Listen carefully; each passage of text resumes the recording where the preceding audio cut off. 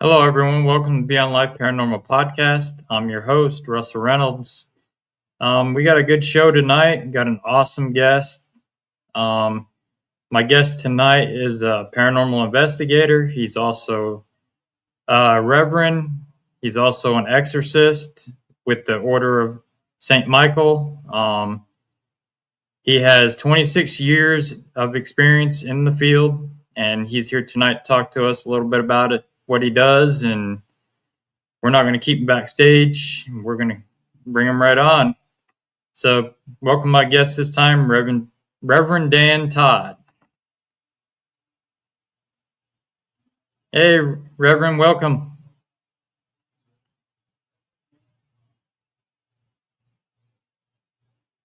Looks like your mic's muted.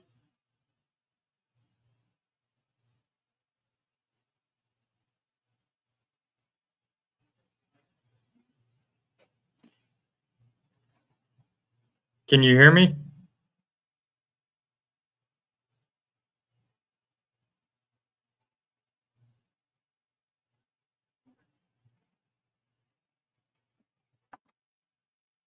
Hey, Sandy, welcome in. Welcome in to everybody who's watching. There you go. Oh, there I am. Hello. Welcome to the show. Tell my audience. Yep, I can hear you good, actually. So, tell my audience a little bit about yourself. All right. Ugh.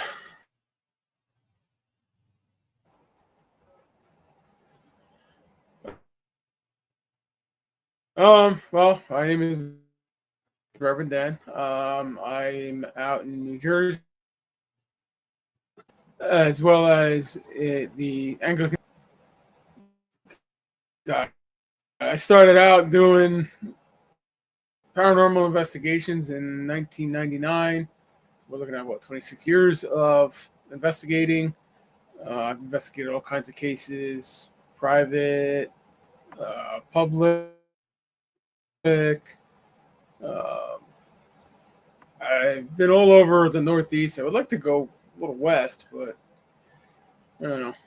I just don't have the fire I had. He was actually investigating a case right now. They're in the middle of investigation at the moment. So, but I've been doing this for 26 years. I got into the church, which I never thought I would ever be doing. But I got into the church after I had a possession case around COVID. I forget if it was like 2020 or 2021. I think it might have been 2021. And after that ended in an exorcism. But after that case, I kept getting them. And then I started driving around. I would see churches everywhere. My day job is I'm a truck driver, because I don't get paid for any of this. So I would see churches everywhere. It doesn't matter denomination or whatever, just be a church. It could be right next to me. It could be a few miles away down the road, buried in the woods, and to go to seminary. So that's what I did, and here I am today.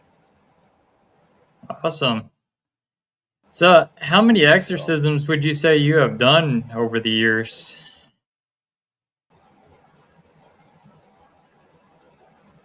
So, what, we got a delay? I think we do, yeah. I was asking, how many exorcisms do you think you've done over the years?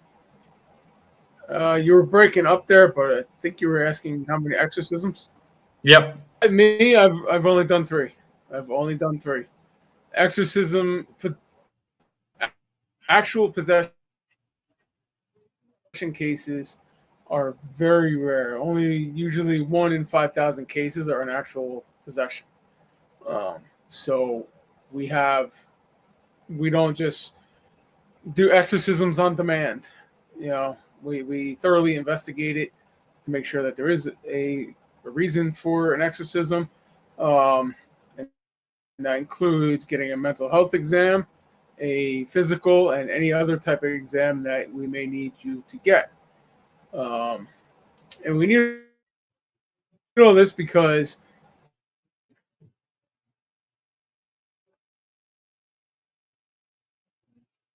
he's under a lot of stress. Your heart's under a lot of stress. Your heart gives out, well, you could die.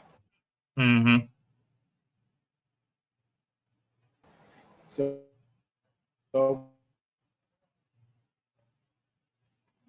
we don't want that. Right. Psychiatrist saying that they can't find anything wrong with you. And until that's done, no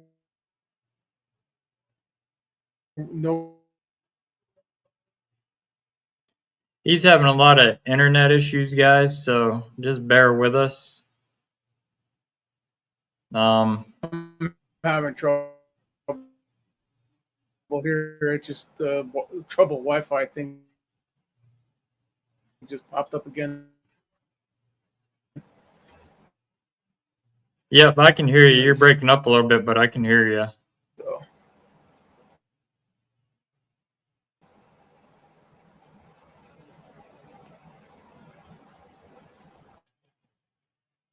There you go. You're moving around now.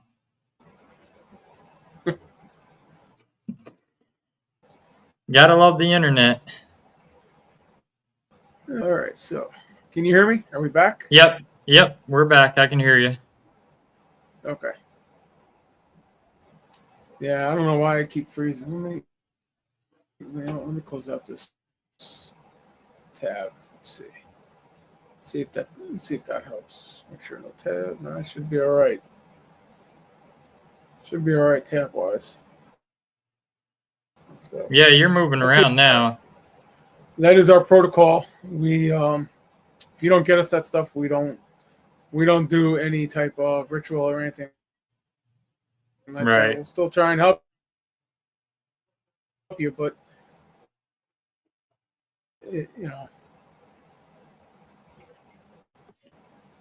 Do you find a lot when you go out there? You find a lot of like drug abuse and alcohol abuse when it comes to cases like that?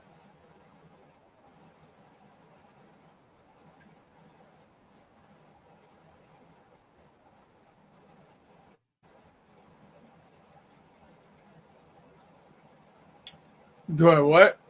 Do you find a lot of alcohol abuse and freezing. do you find a lot of alcohol abuse and drug abuse in a lot of those cases that you get called out to?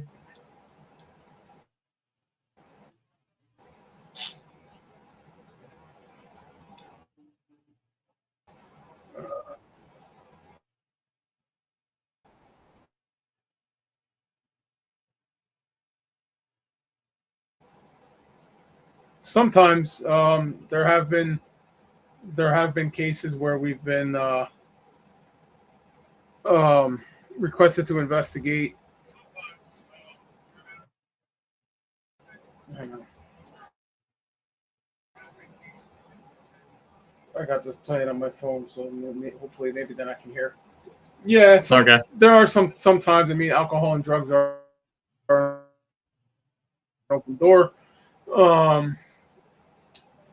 So there are the like there was one time we went down to Jersey for a case.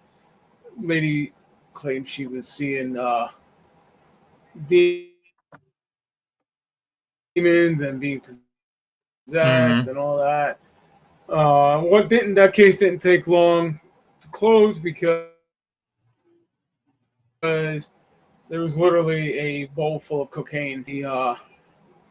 We closed that case real quick. It's I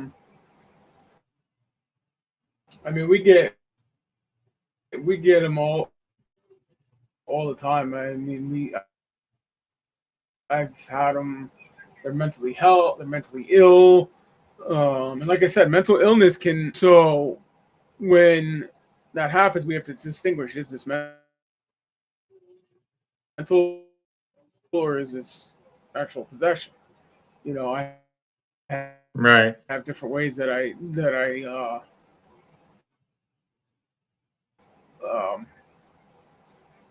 different tests that I do to see if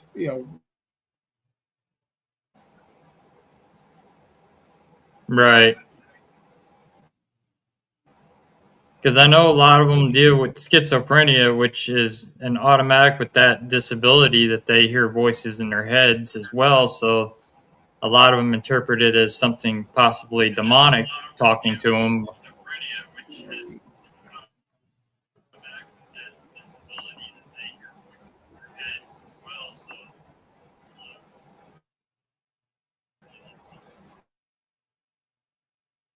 yeah.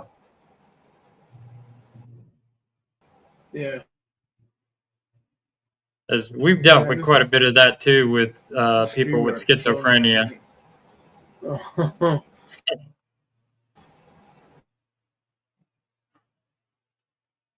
But yeah, schizophrenia is a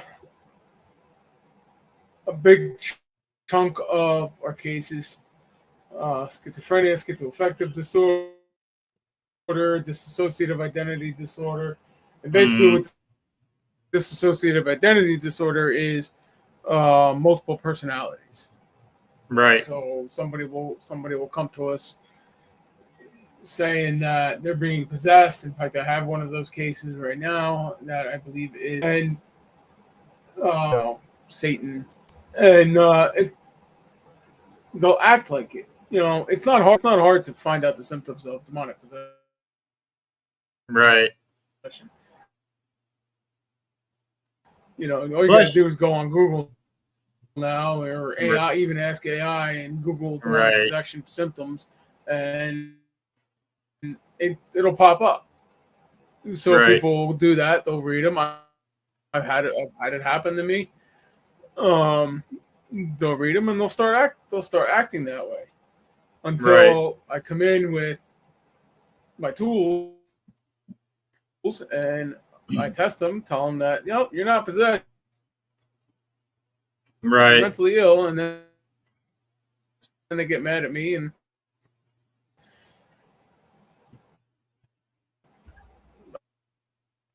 right, and that happens too. I mean, we deal with quite a bit of that as well when it comes to that.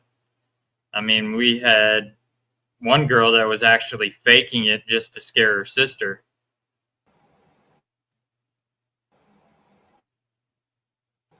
And when she didn't react to anything of our religious stuff, right then we knew she was faking it, because right away that blessed metal she should have reacted to it, and she didn't.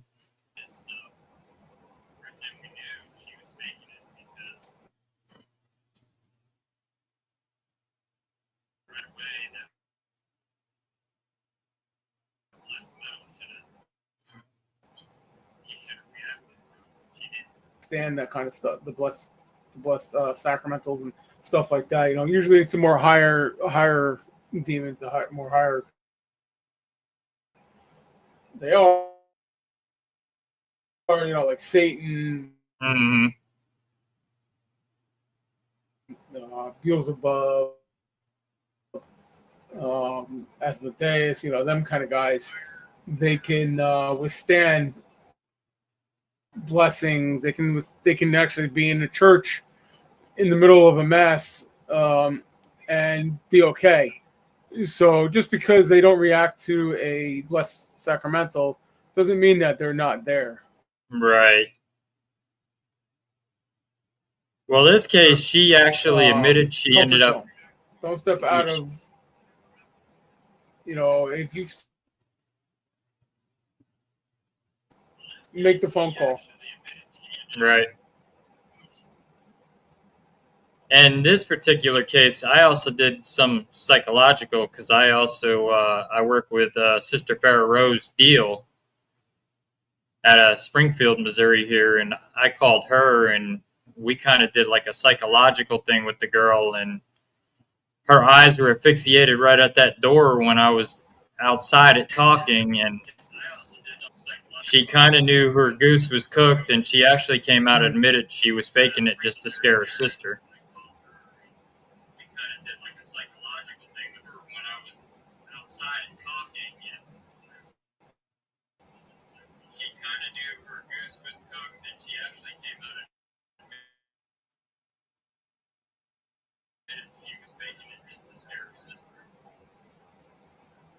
Yeah. In cases like that, you know, I give my my 2 cents in those cases. You know, it's like dialing non-attack, but you're stuck on a stop because this doesn't want to drive to the hospital. Right.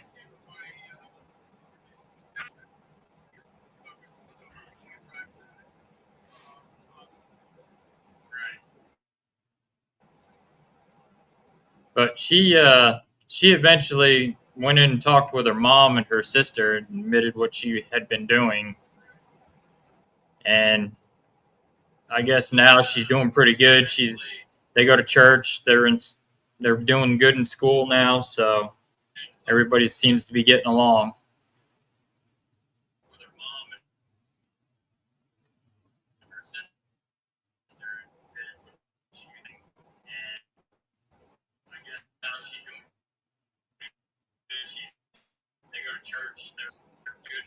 Said it doesn't mean there's not a demon present necessarily. You know, Right. they're always around us. They're always waiting for our waiting for us to make. Oh yeah, they're crafted. I They'll would lay in say dormant. that if maybe she was tempted at most Mm-hmm. to do that, so rule it out. But Right. Yeah, and in the way they lay in dormant, they can lay in dormant for years until they pick their opportunity. They want to wreak havoc.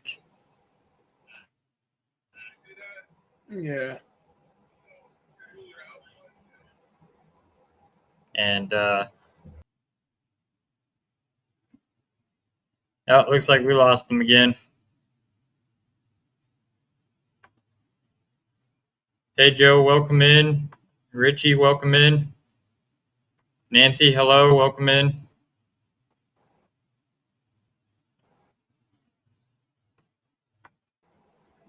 Looks like we got you back.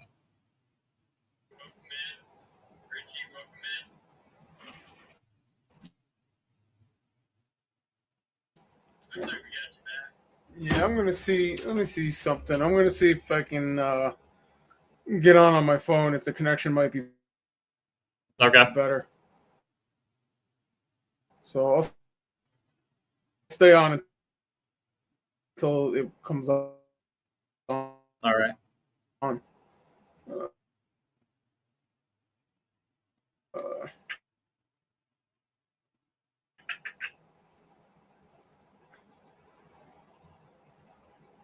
Just give me a sec here.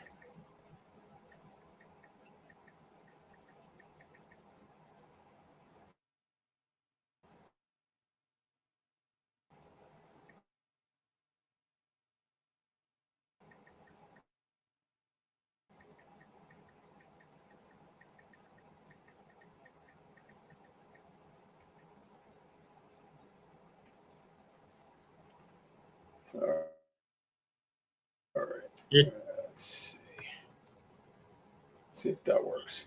That working? There we go. Yeah, there we go. All right. Now we should be able to. Yeah, I can hear you a lot better. Yeah. Like I said, StreamYard and I don't get along very well. So It has its issues. They just did a bunch of new updates to it and added a bunch of new stuff to it. So yeah. All right. I'm going to close this out. Where am I here? All right. Close that out. Okay. there we go. All right. Let's just turn this up a little bit. Oh, it is up. All right. Well, I don't have the same volume, but at least now you can see me and hear me better. Yeah, a lot better. But yeah, I mean, we deal with a lot of the darker stuff like you guys do, and the demonic cases. We're one of the few teams here in Missouri that'll actually go out and deal with it. Not many teams will go out anymore and deal with residential stuff.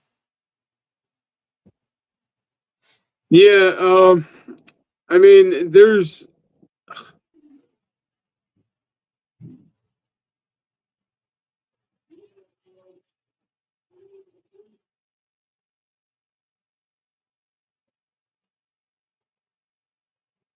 Sorry about that. Notification popped up and I hit the wrong button. That's all right. Oh, hey, now I can hear you better too. Look at Yep. that. All right. So, yeah, there's a lot of teams out there that try to do this kind of work, and it's not. I think it's more for show. Right. You know, I tell every investigator. I've had a couple. I had one case that I have going now. In fact, he never called me today. I'll have to call him back. One case I have now, I got from a team, and their main focus is the spotlight. All they do is they just want to be in the spotlight. They do events and stuff like that. They get in the newspapers and stuff like that. So when they gave me the case, I started asking them questions about it, and they're like, "Oh, we don't know. We didn't investigate it." I said, "Well, then how do you know it's a demon?" Right. And they're like, "Well, we don't know." I said, "So this could be just a paranormal case, and you just don't want to deal with it." That's basically what it is. And, right. Even though I do wear a collar, I am not the most subtle person. And if I feel like you're jerking me around, I'm gonna say something. Right. And I mean, this case turned out to be a case of witchcraft on the client's his ex-wife is, well, it's a long story, but it's a case of witchcraft. And we just can't get a handle on it. It's been going on for 3 years. So, well, at least I've been involved with it for 3 years. It's been going on for 5 years. But, you have everybody running around today on YouTube saying this is a demon here, demon this, demon that, Annabelle this, Annabelle that, Right. It's ridiculous. Yeah, and I mean, half of them YouTubers wouldn't even know what to do if they came face to face with a demon. Oh yeah. Well, it's not just in the paranormal too. It's in the churches as well. You have your mainstream churches, like the Catholic, the Anglican Church. Well, they're basically the main ones that do deal with this stuff. Usually, generally, it's the Roman Catholic Church. I am trained by the Catholic Church. But you have in the non-denominational sect the Reformers, the Reformed Protestants, who call themselves deliverance ministers, but they're really just showmen. There's a group out there called the Demon Slayers, and they sit there with a microphone going, "Get out, get out, get out, go back to hell," and it's like, really? Right. And they hire actors to play possessed people. It's ridiculous. And then I don't know if you know who Bob Larson is. Oh yeah, I know who that is. Yeah, he's the biggest fraud of them all. Right. Yeah, I tend to stay away from a lot of that because you can definitely tell just by looking at them. Like, yeah, you're phony.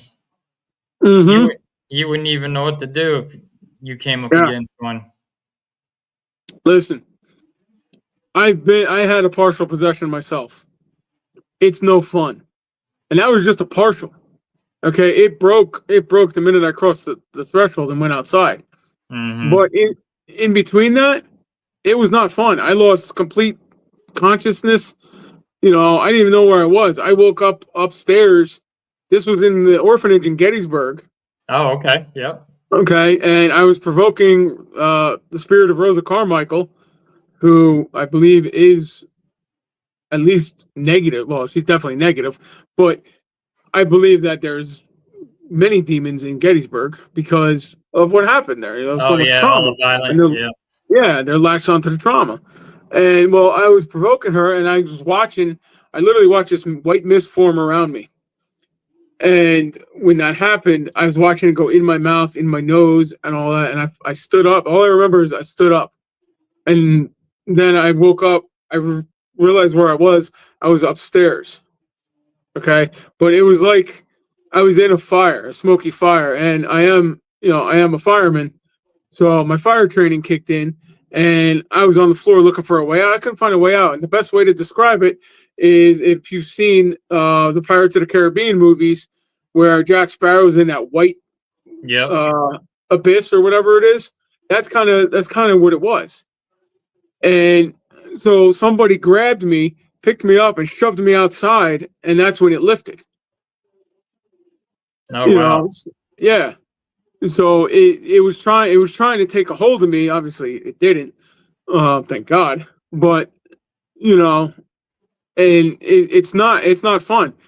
It's definitely not fun. You do not want to be possessed. You do not want to deal with the demon because they are way more intelligent than we are. Yep. Think of Albert Einstein and I don't know who's the guy in the wheelchair. Stephen Hawking. Yeah, Stephen Hawking. Okay. Put those two together and you're still not going to equal the intellect of a demon. Exactly. I agree. I mean, they know everything about you before you even know anything about them. Exactly. And they've been studying us for thousands of years since Adam and Eve. In fact, the day when God said, "Let there be light," when the angels were created, that's when they were all created. And then shortly after that, we all know what happened. Adam and Eve, they fell. Satan, Lucifer and Michael battled, and the rest is history. Right. And so they're always around us, watching us, studying us. They can't read our minds, but they can predict what our next move is going to be. Right. Yeah, and I mean, like I was saying earlier, they can lay in dormant for years until they decide they want to come out and play. Yeah. Yep. And I mean, we had a case up in upstate New York, and this was about about 10 minutes from the Canadian border. And there was a 15-year-old girl who was making offerings to Lucifer during COVID. And she was going to a metaphysical shop, and they were deceiving her, telling her to do all this. Mm-hmm. So my chief investigator and we went up there. It was him and his wife and me. We went up there, and we were investigating in her room, in her bedroom, where she had her altar to Lucifer. And the altar wasn't there when investigated. Her parents figured out what was going on and freaked out and got rid of the altar and called us. But while we were in there, we heard a massive growl.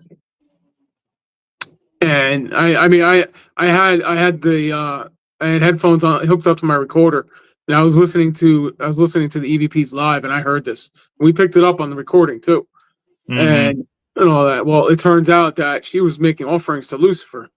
So before we knew all this, we decided the family wanted the kids to be baptized.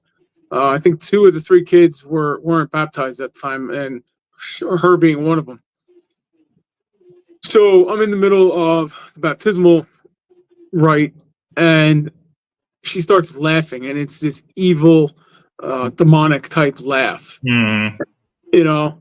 And then I was talking about Father Gabriel Amorth, and she's fighting back about it. Like I just mentioned his name, and she went off, in a tangent. So right there, we knew that there was a problem there.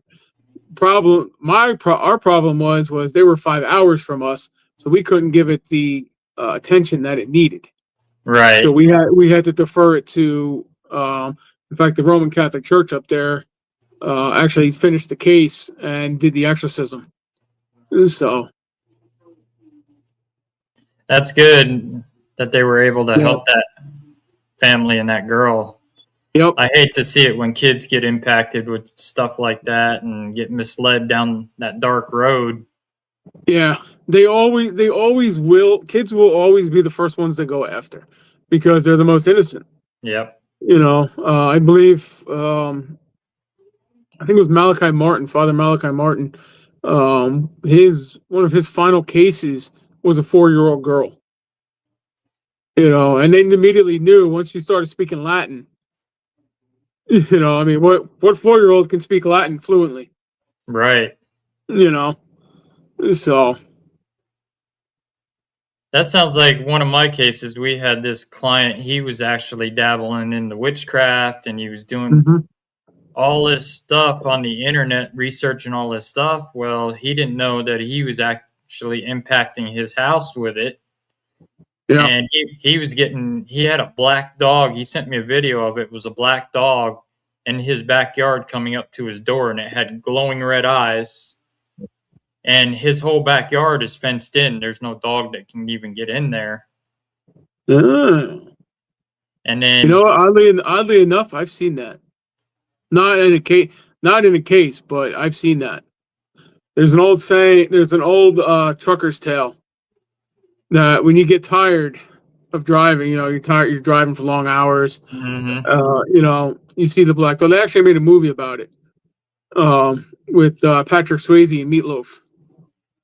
okay, But it is true. I've seen it, and I know many other guys who've seen it as well, and stuff. So it just proves that Satan's out there just waiting for us, to make that mistake or to be tired and make that mistake and come in. That's why I tell everybody, it doesn't matter if you're an investigator, if you're an investigator for the church, or if you're a priest, or whatever.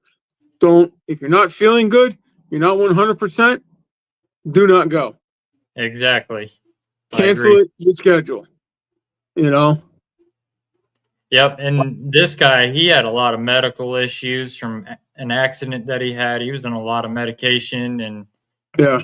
that night when we investigated, one of my investigators was running a spirit box, and we kept getting all this like mocking religious music, Latin chanting, and then these demonic laughs across the spirit box. So I turned mine on to see if maybe the thing was malfunctioning or something, or we're getting interference in it. And when I turned mine on, mine was actually working normal like it should Yeah. be. So I sent that audio off to Farah, my demonologist mentor, and she said, burn it, get rid of it, destroy that. You do not need that played or getting out anywhere. I'm not a big fan of burning objects, just because the smoke can be cursed, and the smoke's going to go everywhere. Yeah. So I have a storage unit full of objects, and there's only 2 people that have keys to it and know where it is, and that's me and my wife. And so once they get in there, they get blessed, and they sit there for eternity, or at least until I decide to do something with it.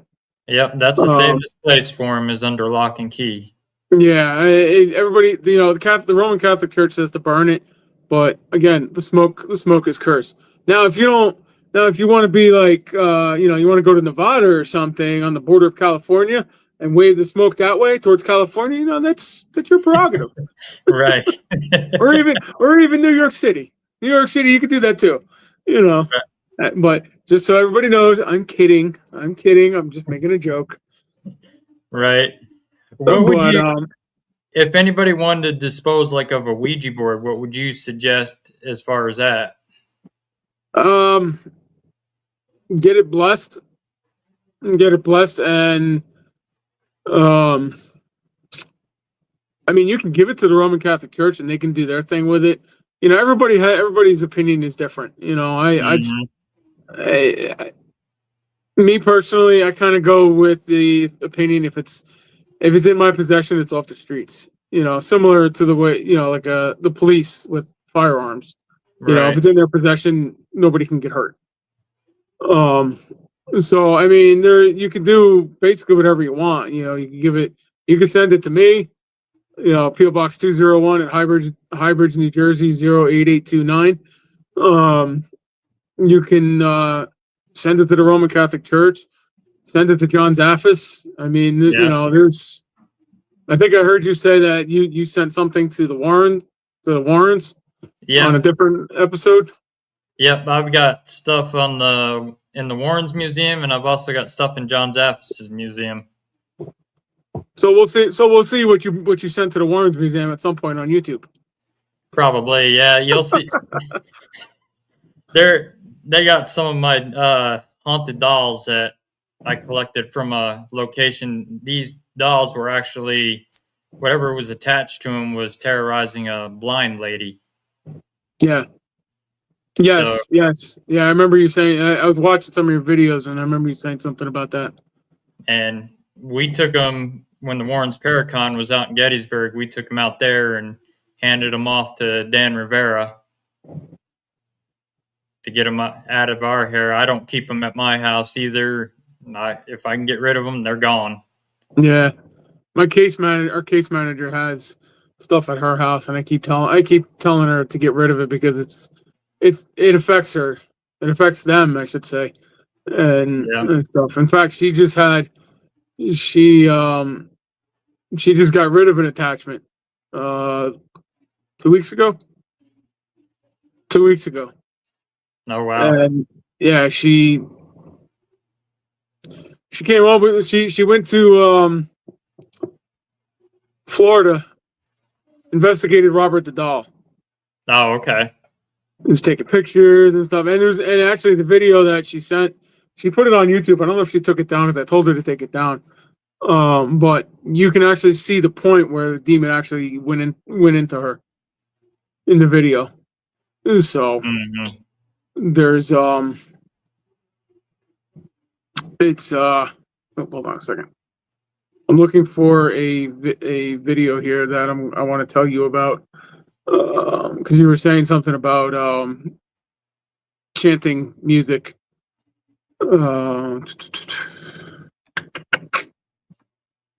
it's not that one. Where is it? There it is. So there's a Gregorian chant called 12 Hours of Exorcist Approved Gregorian Chants. I use that all the time on cases. Okay. And stuff. So if you're ever looking for something like that, use that if you want to.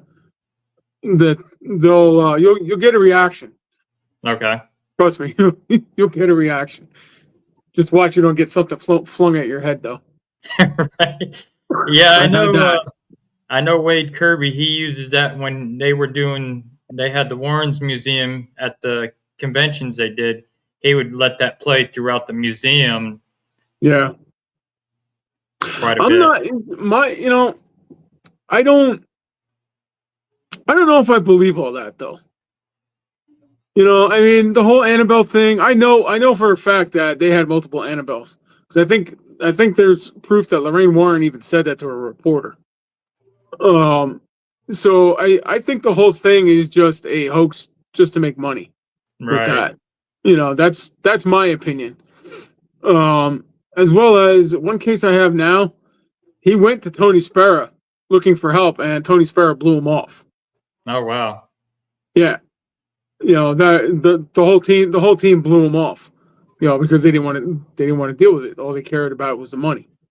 And again, that's my opinion. But I think the whole thing is a scam. To be honest with you. Yeah, I know a lot of people say that. Yeah. I'm related to him, so I don't get in the middle of all that. I try to stay out of that. To who? Tony? Yeah, I'm related to the Warrens. Oh, okay. How are you related? I'm related to Ed Warren. My dad and I are. Oh, really? Oh, wow. Yep. We're cousins to Ed and John and both Johnson brothers. Jeez. It's almost like me. My wife is related to half of the Highbridge Fire Department in New Jersey here. So, and most of it is like with the Johnson brothers, they're tied into our relation to Lizzie Borden. Are they really? Yep. I didn't know that. Yep. I mean, listen, I have, I have my opinion. Though I'm neutral when it comes to the Warrens. I think it was a different time. Right. I've heard all the stories. I've heard all the counterclaims and all that. It was a different time. I'm sure they took liberties back in the day. I mean, they didn't have the internet, Yeah. so Exactly. they could take liberties. And if that's what they did, that's what they did. But at the same time, they were getting results. Yep. So, I mean, I'm my opinion is I stay neutral because one, I don't want to deal with it, but at the same time, I'm not going to bash somebody who can't defend themselves. Right. I'm not like a get haunted person. Right. So, But yeah, I mean, plus even back then they didn't have the technology like we do now that we use all this groundbreaking equipment and yeah.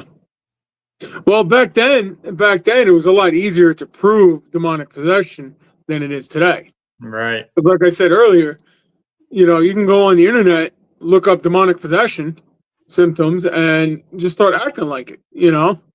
I actually had a case that happened hours south of me, down where was it?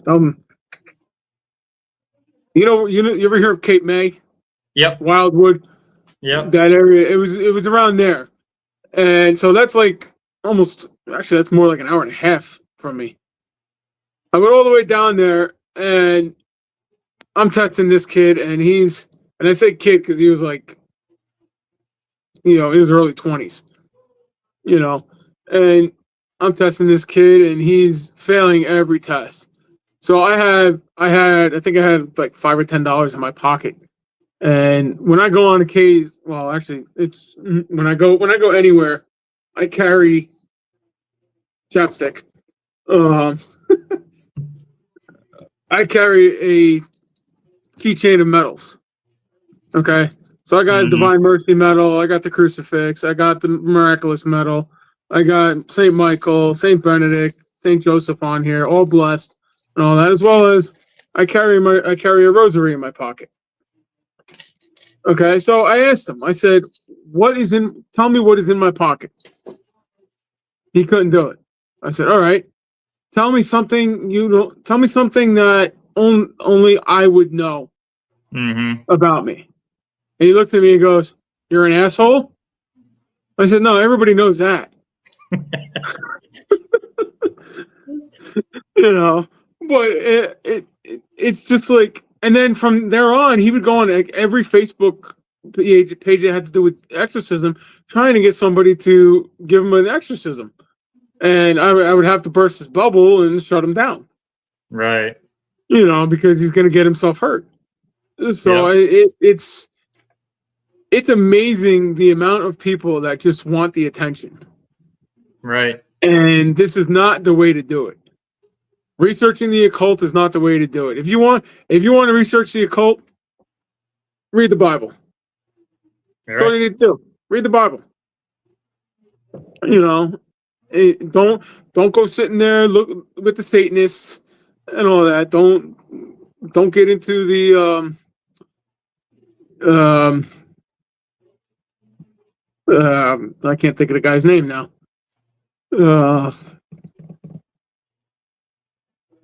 Well, don't get into any cults. Just don't do that. Read the Bible, and it'll tell you everything you need to know. Study the Bible, study theology. It'll tell you everything to know. I don't know everything. Okay, I learn new things every day. Yeah. I know my bishop's been doing this 50 years. He's still learning things. So I mean, it's nobody knows everything. The only one who knows everything is God. Right. So that's what I even tell the investigators too. I was like, we learn something new every time we go out. We're not experts in this field. No, there is no experts, because every case presents differently. Yep. Every demon is different. Every ghost is different. I think I heard one of your guests was talking about seeing a girl around a tree or children around a tree in a cemetery. Mm-hmm. And you got to watch out because a demon will show itself as a child to Right. get you to lower your guard, and then it's going to walk right in. Right. In fact, there was an episode, Legion of Exorcists. That's exactly what happened. They portrayed it as that. The kid knocked on the door, pretending to be cold. Kid opened up the door, spirit walked in and disappeared. Yep. It's an open door. I actually remember Bishop Rita talking about that. Yeah. I don't remember if it was her or somebody else, but I remember the story. Yeah, I think she talked about it, and then I think Father Sean did too. Yeah. So, I mean, it's if you can get out of it, get out of it. Right. Don't go searching for this stuff. It's not fun to deal with, trust me. No. And I mean, that's like the ones that do it for the thrill seeking of it. You're going into these places with no prior history. You don't know what's there. Especially like your prisons. Like Missouri State, for instance, is like a hotbed of violence. It's the bloodiest 47 acres of Missouri. You don't, if you're new to it, you don't know what's in there. You're better off just, if you're going to do it, go with somebody that's experienced that can recognize that stuff before you jump into it. Yeah, well, I blame the paranormal shows, paranormal TV, now YouTube, and all these event companies. These event companies like Get Haunted and Third Eye, whatever the hell they are. It brings out the curiosity. Right. And the more curious you are, the more you're going to look into these things. You're going to look into New Age practices, tarot, witchcraft, mediumship, seances, all open doors. Yep. And you may feel great, you may get what you want, but guess what? Eventually, there's going to be a time where you're going to have to pay that debt. Yep. And and then you're going to be calling for a priest, calling me or somebody else and saying, I need an exorcism. I'm possessed. Right. I mean, it's uncanny. It's uncanny because it's not just around here; it's everywhere. I mean, the Order of Exorcists, we're global. We're in like 32 countries, something like that. 24 countries, something like that. I know you guys are out there. I follow the bishop. Yeah, and he's, it's everywhere, and it's just uncanny. I just can't believe that so many people want attention, and this is how they're doing it. Right.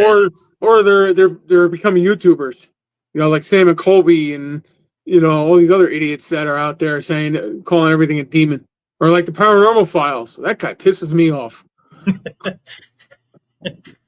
I saw a video of him that he just put out. He labeled it Exorcism of Annabelle. When I went to go watch it, he must have taken it down, or it must have got taken down or something. But like, unbelievable. I was really hoping he was going to try, because I was just going to laugh. Right. I was just going to laugh. I'm sorry to say that, but it's getting to that point where the paranormal's become laughable. Yeah, that's why I don't watch the paranormal YouTubers. I try not to, but somehow they end. That's because I watch talks by priests and exorcists and stuff like that. It filters its way through, and every once in a while I'll click on it if I'm bored, and then I end up shutting it off 5 minutes later because I'm fed up with it. Right. Yeah, me too. I mean, there's that one that you see him flying out of the bed. I think his name is CJ, I believe. He's got that house in Delaware, and he posts a caption, "Oh, demon attacked us while staying in the farmhouse," and it shows he made like a little picture of him flying off a bed. Yeah. There's actually one of the Warrens cases. in Europe, England. Um, The Enfield, the yeah, Enfield Enfield. poltergeist. Yeah, that I've seen that. I've seen that picture, and I got to say, it looks like she's jumping off the bed. I can't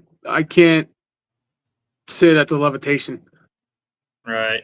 You know. Yeah, and I think that was Morris Gross that took that picture. Yeah. Yeah, I you know, I like to give the benefit of the doubt, you know, but in that situation, it looks more like she's jumping off the bed. You know, Right. sorry to burst anybody's bubble, but that's what that's what it is. Because that's my job. I have to be the skeptical one. I have to try and disprove all this before I can say yes, Right. she levitated, or she's possessed, or something like that. I mean, there are times where I had a case where I walked in, the demon came out and told me to get out. I didn't even put my bag down. I literally walked in. 2 minutes, Right. I was there. Right then and there, I knew that was a real case. Right. And that's what I tell people too, even with the demonic. When you walk into a house, you're going to know if it's something demonic. You're going to feel it because it knows why you're there and what you're going to do. And well, well, let's put it this way: if I'm around, you're not going to feel it. they hide from me, which is why I'm not at the case tonight, because I influence this stuff. Right. We've actually done investigations on cases where I've been present on the case and we got nothing. We went back a couple weeks later without me, and we've got a whole recorder full of EVPs. Mm-hmm. So is it? I mean, I know the paranormal. Nothing's guaranteed, but at that point, you got to kind of look at it as there's something there. Just checking my battery. Right. Probably on 20%, but this plugged in, right? Yes. Okay. Make sure my phone's plugged in. Like for us, when we walk in, if we have to deal with something like that, for like me, I can feel that like intense heaviness and pressure. Mm-hmm. Feels like I'm being pulled into walking through mud, like real thick mud. Yeah. Type of feeling. Yeah. Compared to where the one case, the witchcraft case I was telling you about earlier, I was up in their bedroom, and it's one of the only experiences I've had in that house. Everybody else has had experiences. It's only one I've had. And I felt this cold rush of wind go right by me in the bedroom. And it was in the middle of winter. So they had the heat on. The heat was like set to 70, 75, something comfortable. But this was like an ice cold wind. And I was in the hallway. So there was no windows whatsoever. Right. So, at that point I had to rule it out as, that had to been something. So, and I've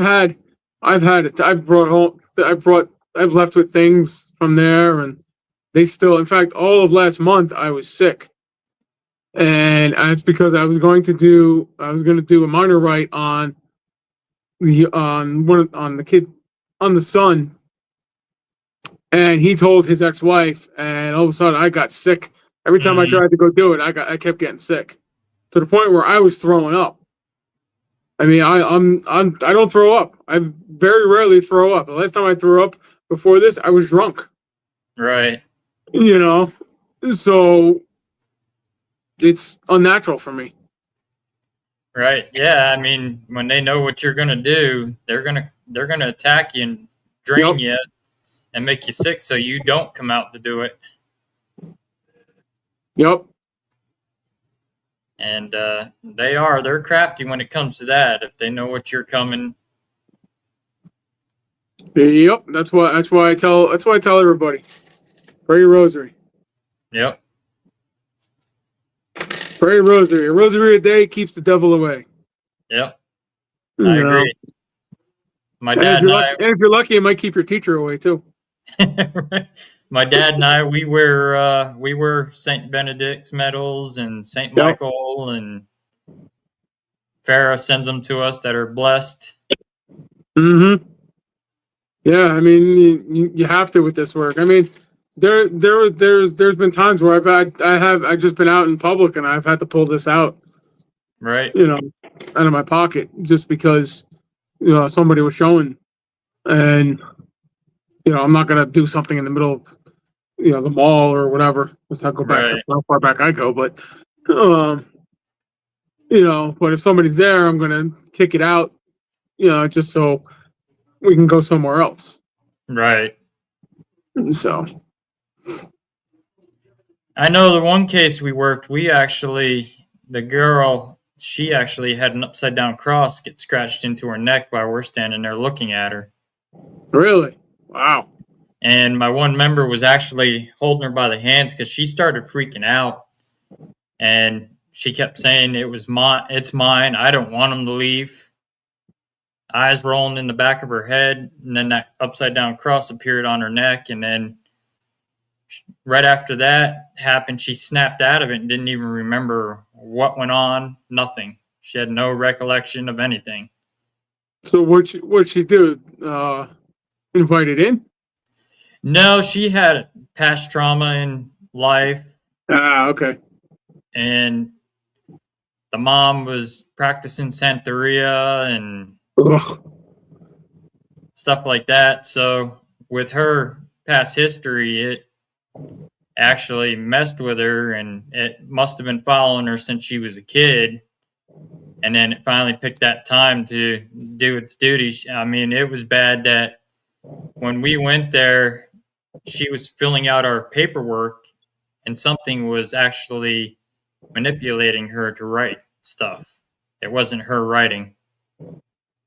See, now in that case, you would have every right, or the priest would have every right there just to do a solemn rite, because there's you have moral certainty versus somebody who comes off the streets or comes from like one of these non-denominational churches saying that they're possessed. You don't need, if you have moral certainty, you don't need to have them go through all the doctors and all that.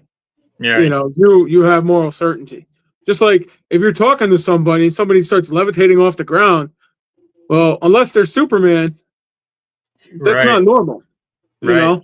So right there, you have moral certainty just to go right into the right. So I mean, there have been cases where I have done there. The one case when I walked in and the demon told me to leave, I went right there. I went, and even then, I didn't even do a solemn rite. I did a minor rite.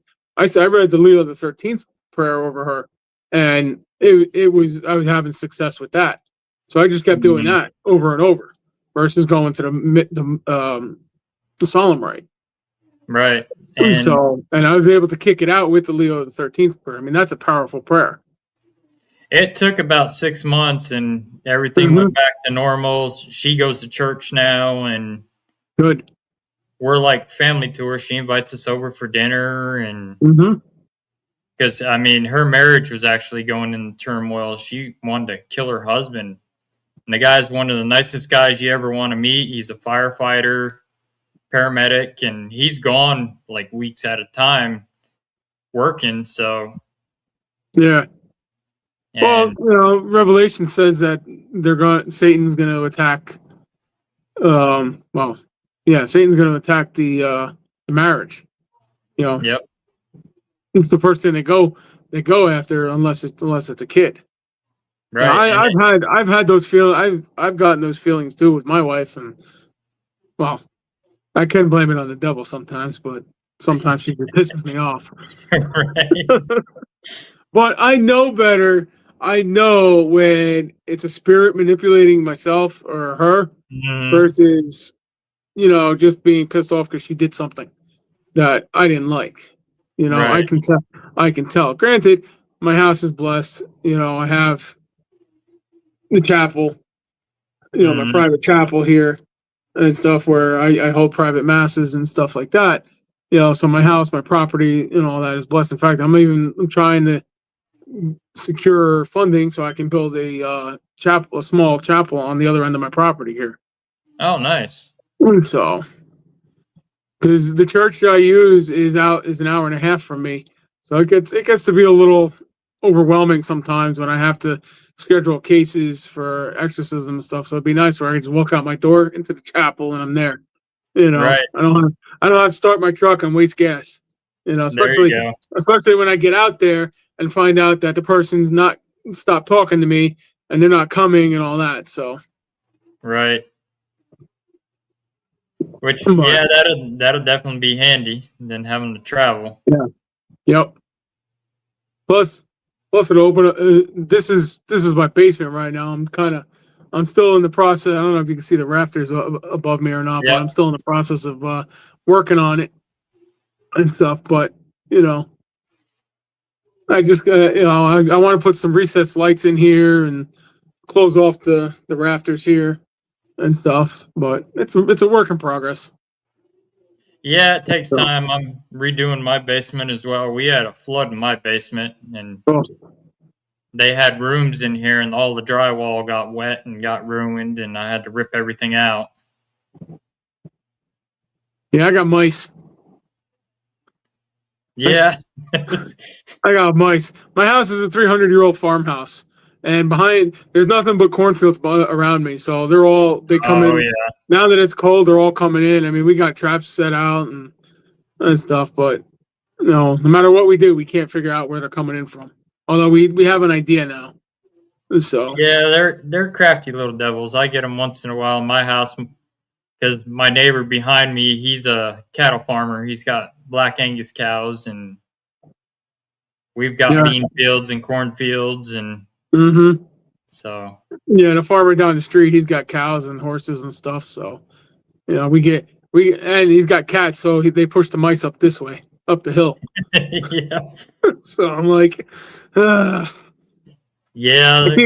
I keep telling them, how much to rent your cats. Right. Yeah, I get a couple strays that show up here, and I'll feed them just to keep them around, just to keep the mice under control. Yeah, that's what we do. That's what we do.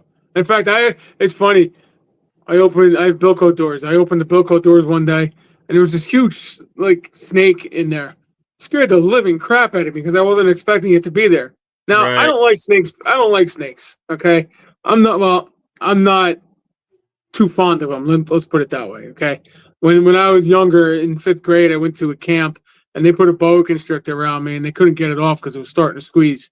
So right then and there, I didn't like snakes. But this thing was long and it was pretty thick. And I looked at it and I'm like, not today, Satan. Beat it. I haven't seen it since. Right. So now it's probably too cold. You would hate Missouri. They've got them big black rat snakes that get over about 12 to 13 feet long. Yeah, that's what this was. He wasn't that long. I'd say he's probably good, maybe 3 foot, 3 foot long. So, but yeah, that's what this was. Yeah. And my wife's like, you should leave him. He eats the mice. I'm like, I don't care. I don't want Satan in my house, right. Let alone on the property. Right. I can live with the mouse. Ours get probably about that big around. Yeah, it's about the size he was. So. They actually eat other snakes as well too. I learned that they'll kill and eat rattlesnakes and. Yeah. Well, we don't have rattlesnakes up here, up in Jersey. If we do, they're probably in the Pine Barrens. Oh, you're lucky. We got them. We got 3 different types here in Missouri. Nice. You got your Eastern Diamondback, then we've got the Timber Rattlers, and then we've got the Hognose Rattler.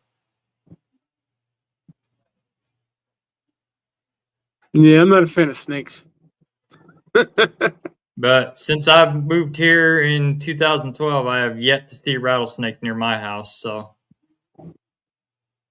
it's funny if you bless your property, you bless your house, you'll never see one. Right. Because after that, I bless my house.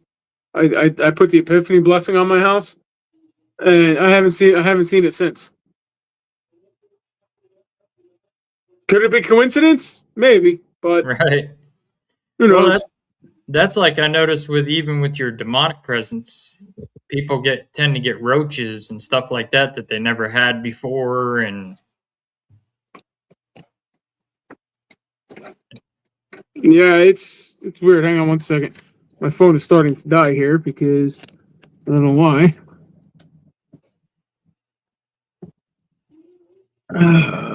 Okay. Wait, it's not charging. I guess it's charging, so I guess as long as it's charging, I still have battery. all right. But yeah, it's you know, call that coincidence. Who knows? But Right. I like to say it's God keeping an eye on us. I mean, believe me, there have been times. If it wasn't for God, and this was back before I got into the church. I left the church for a while. Mm-hmm. Well, when I was younger, I really didn't care to go to church very often. You know, I went to CCD, did all my sacraments and all that. You know, but I really didn't want to be in church. I didn't find it interesting. Right. Fast forward 35 years later, now I find it interesting. You know, but you know, after my mom died in 2015. So she's actually the 10-year anniversary just passed not that long ago. But after that, I stopped going completely. You know, because my thought was, if God was so good, then why would He allow that thing to happen? I didn't know the answer to that until I got into all this. So I stopped going to church completely. I even sat in church before she died. I sat in the church for hours because I was in, I guess you would say, like a dark night of the soul type issue. And, you know, I just said to God, I said, look, you know, I'll follow you, but, you know, I don't know where to go from here. You know, how do I do this? You know, show me a sign. Well, that sign, it was my mom died.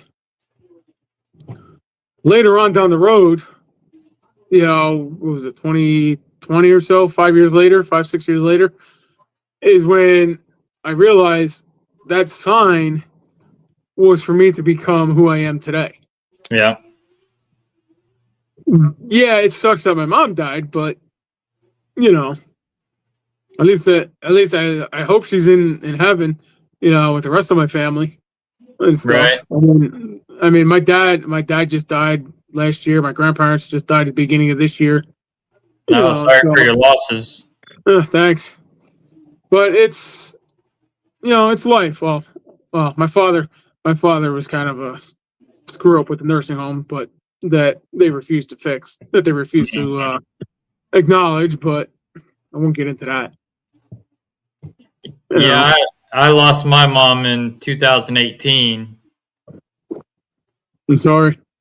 Thanks. Cancer took her, and that's that. Listen, if I'm gonna go, if it's my time to go, just let me go. I don't want to have cancer. I don't want to suffer all that. You know, I've been EMT for 20 years. Okay, I've seen the way people suffer. I've seen cancer patients suffer. It sucks. Yep. It sucks. Now, granted, our citizenship is not on this earth. Our citizenship is in heaven. Yep. So, suffering is part of how you get to heaven. You know, look at St. Faustina in the Divine Mercy Message. Mm-hmm. You know, there's a whole book about her suffering, and she's a saint today. You know, so, okay, suffering is good, but it's hard to watch somebody suffer, like with cancer. Yeah. You know, because they're sick. You know, they can't move one day. You know, and the next day they feel fine. You know, it's really hard. It's really hard to watch. Yeah, it is. But when you look at it from a godly point of view, you know that when they pass, they're going to be at peace. Yeah. So that's like with kids too. You know, you see kids with cancer or kids that pass away young and stuff that way. You know, you know where they're going. Yep. You know they're going to be in heaven. You know, so I guess it's a glass half full type of situation. Yep. You know. And even my cousin Ed Warren believed that about children when they pass away, that they go strictly to heaven. They don't remain here. Well, children are innocent, you know, up to a certain age, of course. Right. You know, once they start making their own decisions and they start doing stupid stuff. Yep. You know, I mean, there's a priest in the Marian community, Father Donald Calloway. You know, his story is interesting. You know, I mean, he was one of those badass kind of guys or badass kids, you know, dropped out of school, running drugs for the Japanese mafia and stuff, got literally thrown out of Japan by the government, you know, and look at him today. He's been a priest for like 20 something years. You know, he turned his life around and all that. So, you know, more power to him. Right. And so, you know, it just shows that you can be the biggest screw up in the world and God will still forgive you. Yep. You know, I mean, you can murder, look at the prisons. You know, you can murder somebody, do your time, confess what you did, God will forgive you. Mm-hmm. And that's the same way with demonic entities too. You know, you go to confession, you confess your sins, they'll just fall right off. Right. You know, they can't hold your sins against you if in confession. You know, there's been cases, I think, I believe it was Father Lampert was talking about exorcism he was doing, and I guess he forgot to confess something, or he didn't get the confession or something like that, and the demon started calling out his sin. So he stopped the exorcism, confessed, and the demon came back, and the demon couldn't figure out, you know, didn't know what his sin was. Right. You know, so let that be a lesson. Go to confession. First thing I tell people, go to confession. Go to the Catholic Church. Now, it's a little bit harder when you're a Reformed Protestant. You're sitting there, you know, refuting everything. You know, and I mean, I got a whole list of notes here that, you know, I've taken, and I've just from watching all these Protestants. There's one guy, he claims he's not a Catholic hater, but man, he goes after the Catholic Church hard. You know, but it's all in here. Right. It's all in here. I know Baptists do too. They're not fond of the Catholic Church either. Yeah. No, you know, and I mean, listen, I'm in the Anglican Church, but make no mistake, I'm Catholic. You know, my bishop in the Anglican Church allows me to do things Catholic. Mm-hmm. You know, the only thing I have to do is the liturgy in the Anglican tradition. That's all they ask. So, and I can mix in a little bit of the Catholic liturgy with the Anglican liturgy. So but you know, I've seen these things work with the Catholics. Okay, the exorcism is Catholic. It's 1614. Mm-hmm. Okay, and probably before that.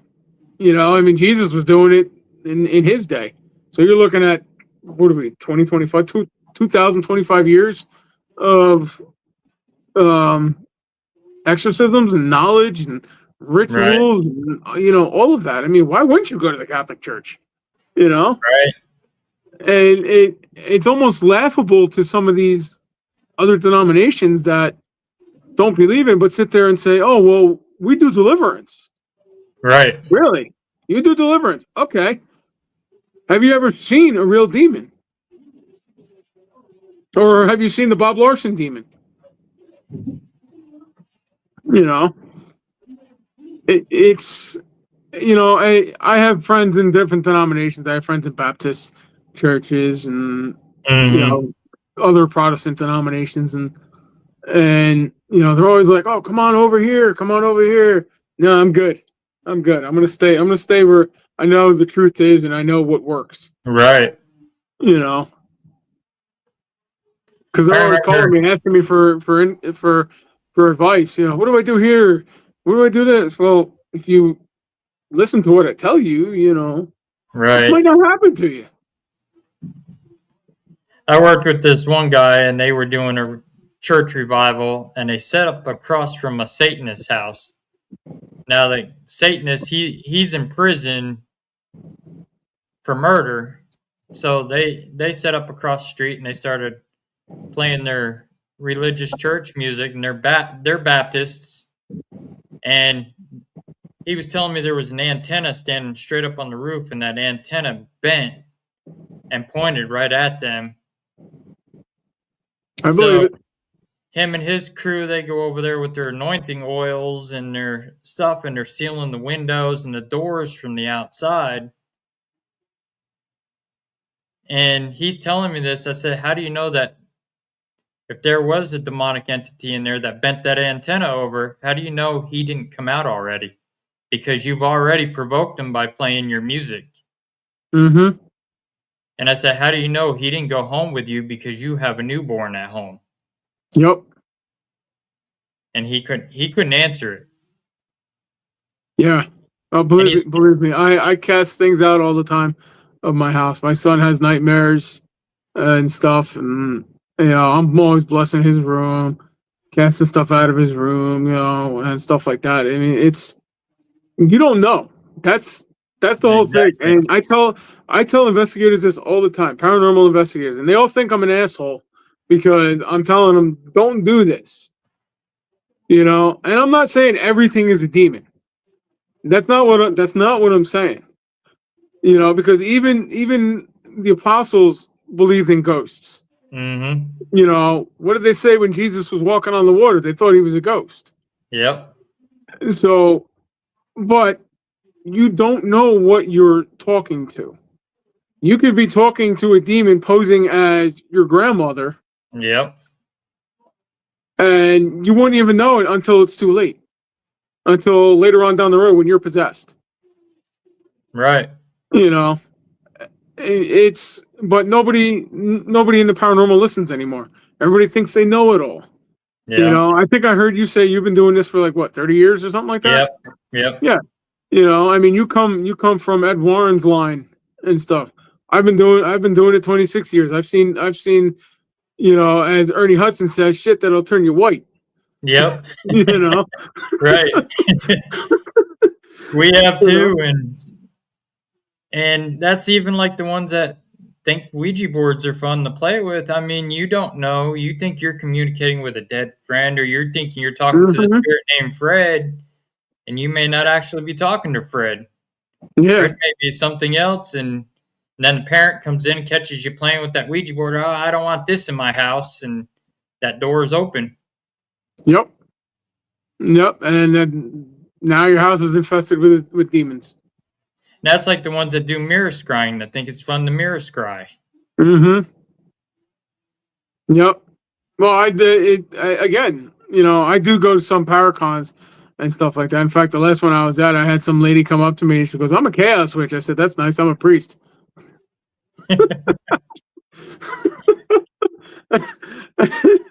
And she turned around and walked away. And I'm like, "Really?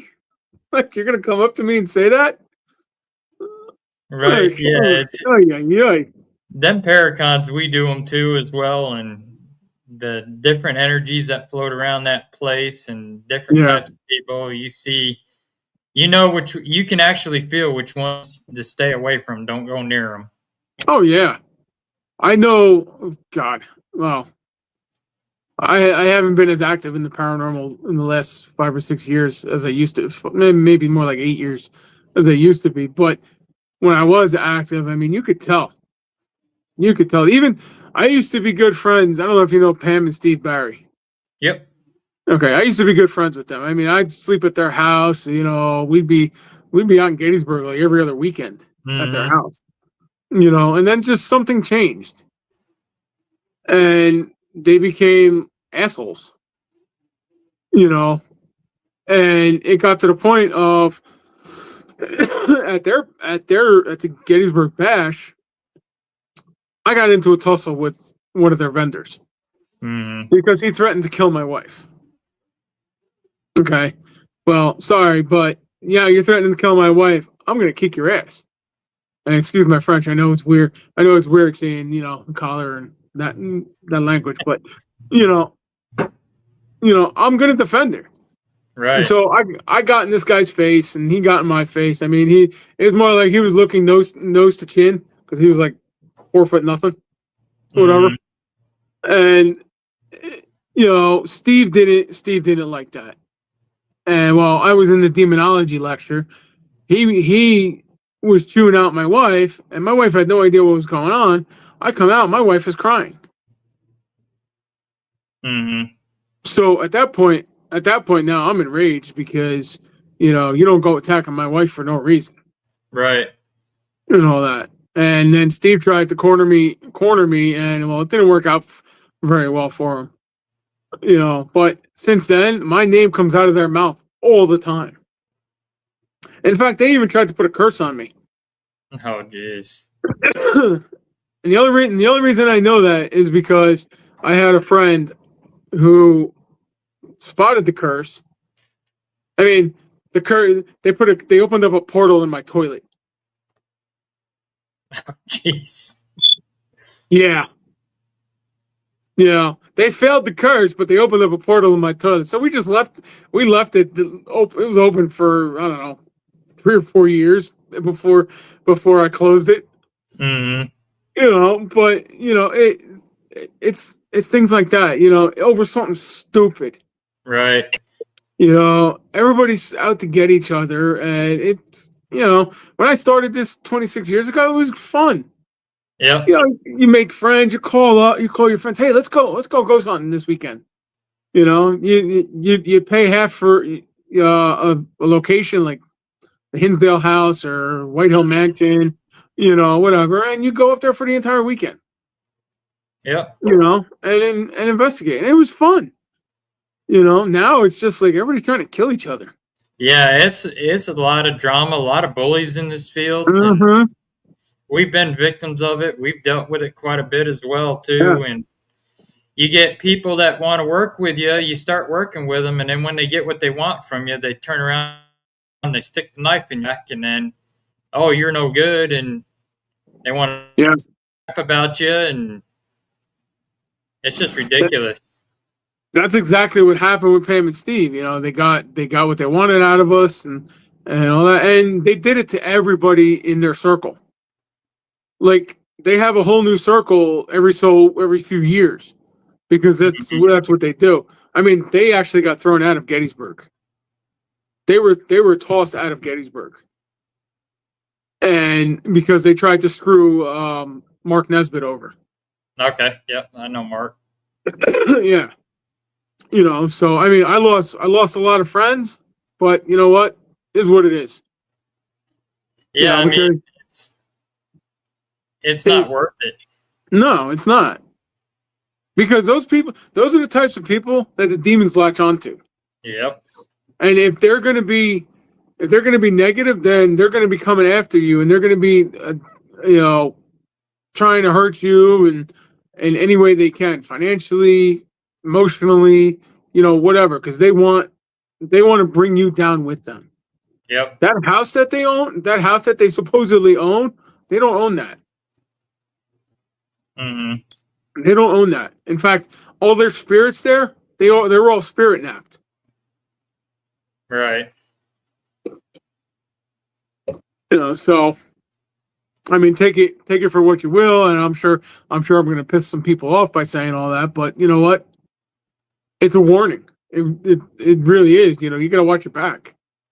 Yeah, I mean, it is true. I mean, like I said, we've been victims of it as well. We've been banned from locations. We've been kicked out of Paracons because of lies about us. And we're, like I tell people, we're not event hunters. We're in it to help people. We do residential mainly. We're doing it to help people. We're not the thrill-seeking type. I mean, yeah, once in a while, it's fun to go out to Waverly Hills or Missouri State just to break up the monotony of cases. But other than that, that's what we're mainly working is residential cases and helping people. Yeah. You know, I always say there's two types of investigators. There's ghost hunters and then there's paranormal investigators. Yep. And the ghost hunters are the ones who are going out to different locations every weekend. And the investigators are the ones who are doing the residential stuff. Yep.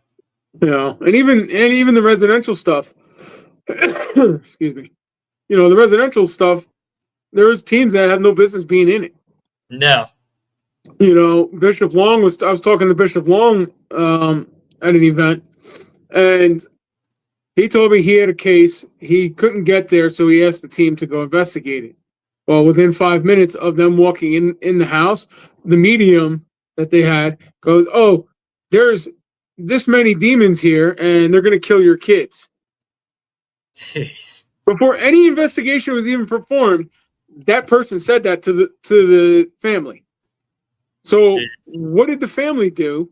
The family went into bankruptcy because they moved out of the house, stopped paying on the house got foreclosed on. They lost all kinds of money because of some medium that can't keep their mouth shut. Right. You know. So it's you really got to watch out who you investigate with, who you bring in on investigations, you know, who you allow on your team. I mean, I've had people try to take my team from me, and I'm still here. You know, so I mean, I have a good team now. I mean, I have a good team where I don't have to be at every case all the time. Right. So, but I mean, it's just, you know, the demonic is a part of our world, and it's going to be until Jesus comes back. Yep. You know, and whether you believe it or not, you have to be prepared. Yep. Especially if you're going to be in the paranormal field, because you're going to run across. Nothing may happen right now, but you may run across it. I did. I never thought I would be possessed. Right, and it does happen. I mean, she's a former member now. We were investigating this haunted movie theater that was actually on an episode of Dead Files, and I've actually got a DVR video of her sitting there, and her face starts morphing to somebody else, and she's sitting there digging her own face open with her thumb and not even know she's doing it. Wow. And by the time we get out, she feels her face on fire. Look, and she's got 3 scratches down the side of her face. Wow. And when I watched the footage, I sent it to her husband, and her husband showed her, and she says, "I'm done. I'm not investigating the paranormal anymore." Mm-hmm. That was it for me. Yeah. I mean, you know, like I said, you know, the intellect of a demon, you know, you put Albert Einstein and Stephen Hawking together, and you're still not going to match their intellect. You know, so it's not worth going after them, because you're going to lose. You're going to lose in the end. At least temporarily, you're going to lose. Yep. You know, I mean, you know, if you die possessed, I mean, nothing says you're going to go to hell, but still, why? Right. You know, why? So you can get more views? Yeah, exactly. You know, it's funny because if you actually look at a lot of these YouTubers on the church side and even on the paranormal side, mm-hmm. You know, the ones that have the most views are the ones that are usually faking it, or they're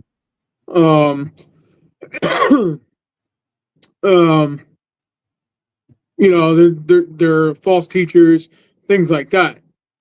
It's the ones who don't have the followers and stuff like that are the ones that you want to listen to. Yep. You know, because, you know, the Bible says the false teachers are coming. You know, and obviously I'm paraphrasing because I don't remember the actual verse. I can't remember numbers. I have a hard time remembering numbers. I can remember the story. I can't remember numbers. I don't know why. Right. Probably one of the many concussions I had in high school. But Um, I'm re- I, I'm really not Dane damaged, you know. I know I'm not making fun of people who are mentally ill, but um, you know, they're gonna false teachers are gonna cause harm. They're gonna Yeah. drag. They're If you're gonna go to hell, you're gonna go to hell because you're listening to a false teacher like Joel Osteen. Everybody knows him. You Yeah. know, Isaiah Saldivar, Mike Signorelli, them types of guys. You know, Sam and Colby. You know, doing stupid rituals on their channel. You know, Hmm. destroying locations and stuff like that. I mean, those are the types that are going to drag you to hell. Yeah. You know, and it's all we can do is warn you. Yeah. That's all you And can do. yeah, it's your free will. You want to follow them. That's your free will. If not, then you use your head, use your discernment. There's I didn't pick this role. I didn't pick this role. God did. Yep. You know, he put me here, not me, not the other way around. So, I mean, come on, who wants to be an exorcist? Right. You know. And that's like me. I mean, I study the demonology under Sister Farah and Father Bob Bailey and Mm-hmm. stuff like that. I didn't pick it. It picked me. I mean, going out to help people. It's my calling. Yep. Yep. I mean, I'm doing it. I'm doing it with the fire department and all that too. You know, I've been doing that for God. I've been doing aside from like the past 10 years. I've been doing it for 20-something years. Right. You know, I've literally been on fire. There was a time we had a fire one time, and we're searching this room where the fire room. It was a room and contents fire, or started out as a room and contents fire, got into the walls, and Mm. it was a balloon frame house. So once it got into the walls, it just shot up. Mm. And we're in this bedroom, and we're on our knees doing a search and all that. And the guy behind my partner behind me said the fire came out from the closet and lit the tail of my jacket, my turnout jacket, on fire, like it was Oh trying to wow. grab it. And all I felt was him smacking me in the butt, trying to put the Hmm. fire out. You know, I turned around. I'm like, "What are you doing?" And he's like, "You were on fire." I'm like, "I was?" He goes, "Yeah." I'm like, "Oh, never knew it. Didn't even know it." But he said it like reached out for me and lit my jacket on fire. Hmm. And so I've tangled with the devil in many ways, Yeah. not just in an exorcism. Right. And So, like again before, they know what you're trying to do, so they're going to try to stop mhm. you any which way they can. And then Yep. they know if you got rid of them once before, any place you go, they're gonna attack you. Like Bishop Rita says, they got our wanted posters in hell. Yeah. And that's why you never see any firemen in hell either. Yep. Because all we're gonna do is put the wet stuff on the red stuff.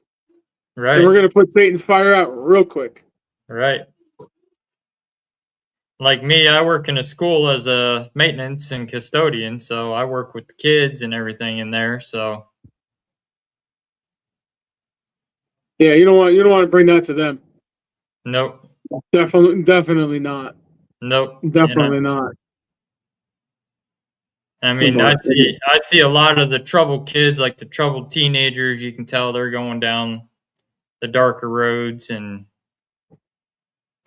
the sad thing is about that is I see that more and more these days than I have in the past. But a lot of it has to do with the parents. You know, the yeah, parents they don't raise the kid. You know, they let the TV do it. Or I mean, granted, don't get me wrong, my wife and I are guilty of it too. You know, we stick him in front of the TV or give him his iPad or whatever. You know, hmm, and stuff. But at the same time, we do keep an eye on what he's doing, what he's watching, and stuff like that. most parents don't. You know, so these kids are going out and getting in trouble with the cops and stuff like that. I mean, YouTube is filled with videos of kids doing stupid stuff. And the cops trying to stop them, and they're disrespecting the cops. I don't know about you, but when I was growing up, if we disrespected a cop, granted, my uncle was a cop, my grandparents' neighbors was a cop. You know, I knew all cops growing up. But if we disrespected a cop, we were either getting thrown in the back of their cop car and taken over to the jail, or we were getting our butts fanned. Yep. You know? So, yeah, I see it a lot too, even in the schools, on how these kids, they don't want to do their schoolwork. Parents don't make them do it. Yeah. And then they they wonder why they grew up and they're losers because they can't get a job. You know, they're working at McDonald's. You know, you want fries with that? I mean, granted, I don't have, you know, aside from the seminary, I don't have a college degree. I never went to college. You know, and because to be honest with you, what's the point? I know people who went to college 4 years, got their degrees and all that, and they're serving burgers at McDonald's. Right. Exactly. You know, I didn't go to college either. I went to vocational school, got a diploma in construction and landscaping and plumbing. Yeah. You know, and I went to diesel technician school. You know, I make more money than some people with college degrees. Right. With master's degrees. Took me a while, but you know, I'm there. Right. And I mean, I worked since I was 12. I grew up on a farm, so I grew up farming and I had horses growing up, so I know exactly what you're talking about. I didn't grow up I didn't live on a farm, but I grew up, you know, in that environment. I worked with my dad. My dad was a carpenter, build houses from the ground up. I've worked with him and doing stuff. So yeah, you got to give him, if you give him a good work ethic, Satan can't do anything about it. Yeah, exactly. Because the ones who are the hard workers are the ones that are going to be reading the Bible, going to church, you know, and stuff like that. I mean, even if they don't read the Bible, they just go to church. Right. You know, go get your sacraments. Go to church every Sunday. Yeah, receive the Holy Eucharist. Go to confession and stuff like that. I mean, I go to confession every week. I went to confession this morning. In fact, today was first Saturday devotion. You know, so you have your rosary, 15 minutes with Our Lady, Mass, and all that. It all ties in. You wouldn't believe how this book is so tied into life today. I mean, it's unbelievable. You know, it was written thousands of years ago. Yeah, some things are a little, you know, don't apply or, you know, need to change or something like that. But it's situations. Right. A lot of situations are the same. So, you know, if you read the book, read the manual. This is life's manual right here. Right. You know. Well, that's also like the ones that they're online taking, you know, that Universal Life Church you see advertised on Facebook constantly. People are taking that, paranormal investigators, and they're going around claiming they're exorcists now because I've noticed that quite a bit too. People are taking that. That's like the new paranormal thing, to take that, and now all of a sudden you're an exorcist when you're only ordained to do weddings to that church, and that's it. And even then, that's questionable. Right. And I tell people that thing is free. All you have to pay is just to get that little fancy certificate that they give you. Yeah. I mean, I did that many years ago. You know, I was just looking to make a few extra bucks, you know, doing weddings and stuff like that. But once I got into this, I went through the whole gamut and all that. But yeah, you're absolutely right. I mean, anybody. I mean, look at freaking Bob Larson made a career out of it. Yeah. I think somebody actually asked him what his credentials were and to see them, and he couldn't prove he couldn't provide it. Right. So it's again, you have to watch what you're doing. I have certs. Like in the Anglican Church, I'm a deacon. Mm-hmm. But I'm allowed to do. But in the old Catholic Church, I'm a priest. The Archbishop of the Anglican communion that I'm in, it doesn't matter if you're a priest prior or not. He wants 3 years. He wants you to go through the steps. Right. So you go through your postulancy, then you become a deacon, then a priest. So it doesn't matter. So it's kind of weird because one side I'm confecting the Eucharist, the other side I can't.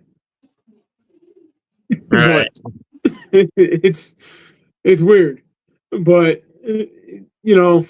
again, I went through all the steps. I did the seminary, I did the training. I was appointed exorcist by a bishop.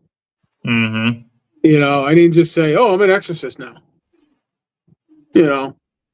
But again, look at the sons of Sceva in Acts 19. They got their butts handed to them by a demoniac because they were not validly ordained and validly appointed exorcists. Mm-hmm. What did the demon say to him? The demon said, "Jesus I know, Paul I've heard of, but who are you?" Right.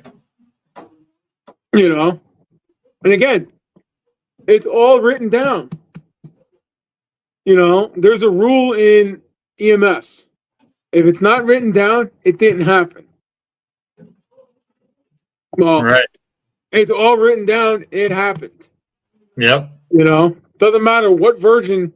Well, I guess it does matter what version. But because the Catholic Church has more books than the Protestant, the King James and stuff. But Catholic Church is 73, I think. The Protestant had 66 or whatever. But regardless, it doesn't matter.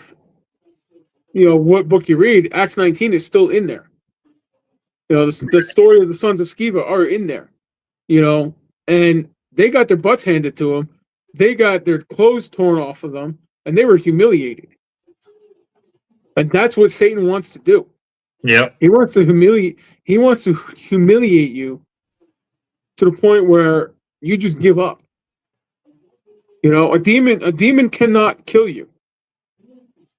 They can mess with your mind and make you think that you're useless, you're worthless, and that you just need to end your life. But they cannot kill you. Kim Libby says, I have a question, but I'll have to post what's happened in a few posts. I will continue to let you know I'll be saying more. What's the question?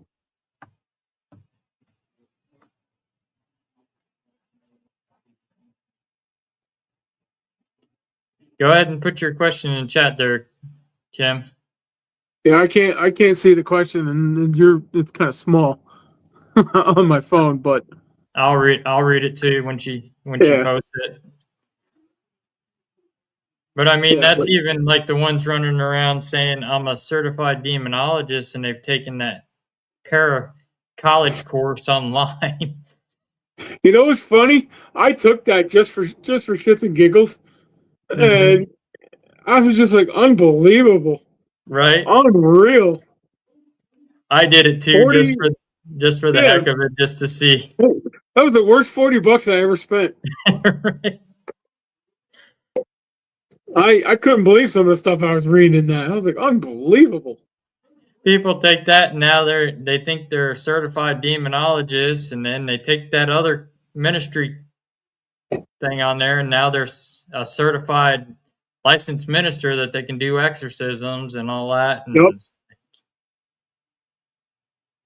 And I was like, you would know if it came up and bit you in the rear end. Yeah.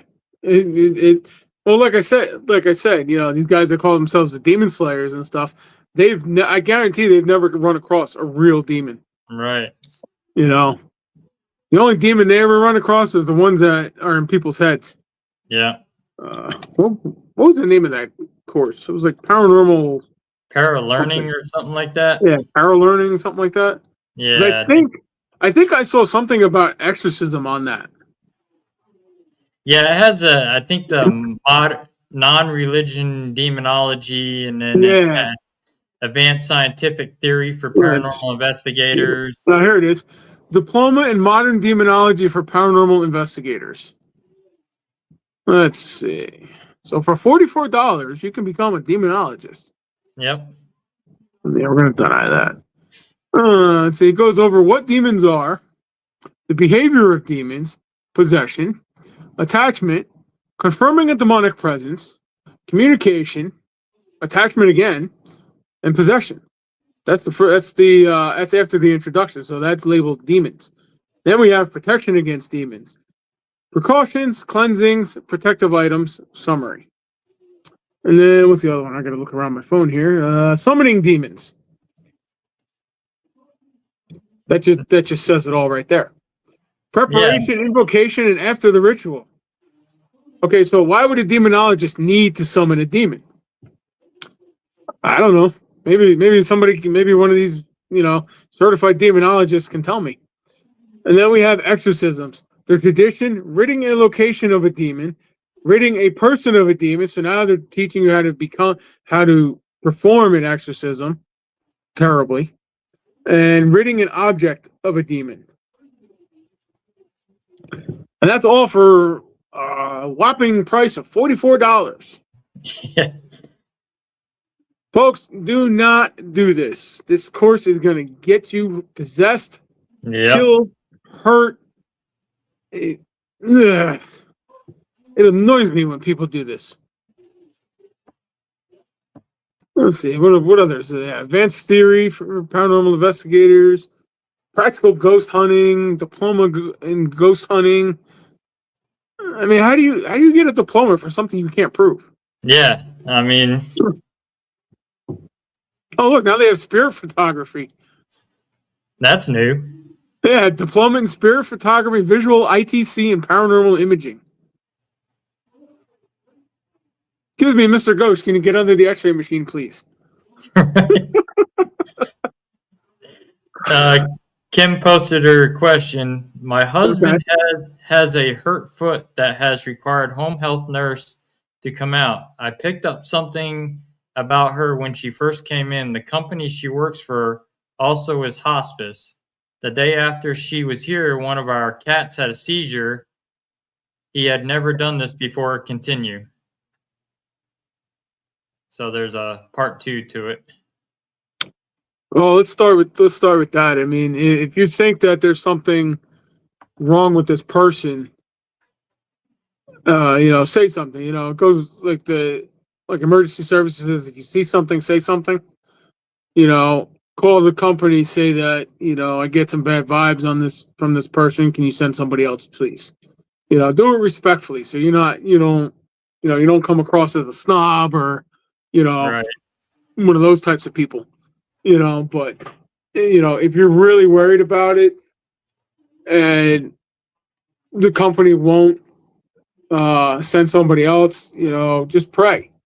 Pray to God, go to church, bless your house, bless your property, or have a priest come and do it. Some priests will do it.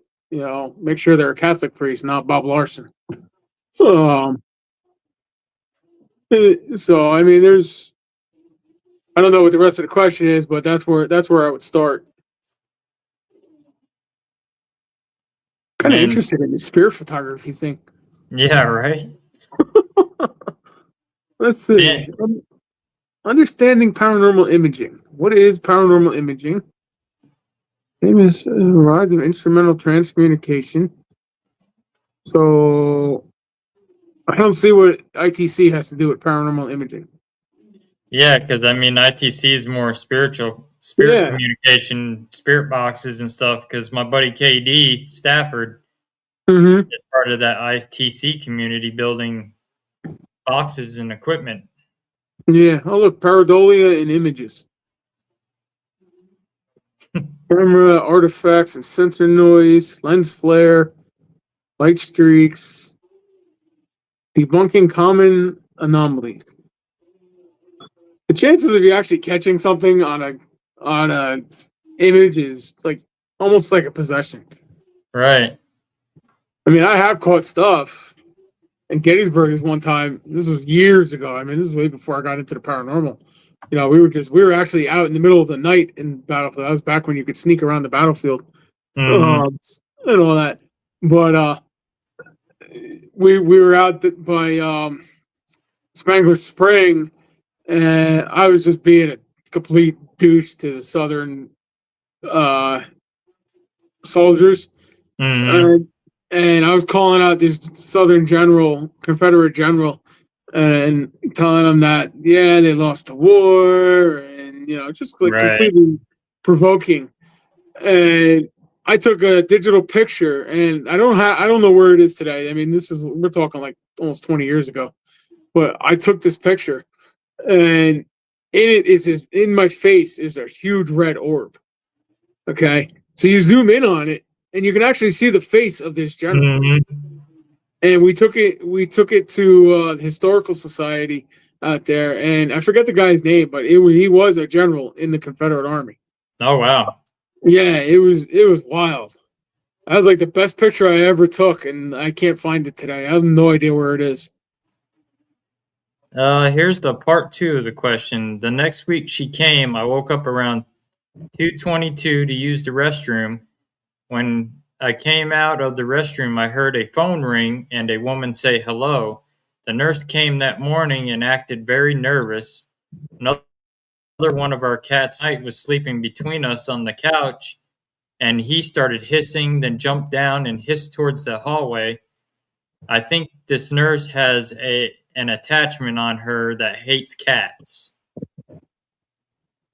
Well, animals are sensitive to these things, so, you know, I mean, hell, my horse, we used to go out to Gettysburg all the time and with the horses, and me and my friend, we were out riding in Pickett's Charge. All of a sudden, our horses just stopped dead, turned around, and hauled ass back to the campground. You know, there was no stopping them. Right. So, I mean, animals can sense these things, you know. So when, I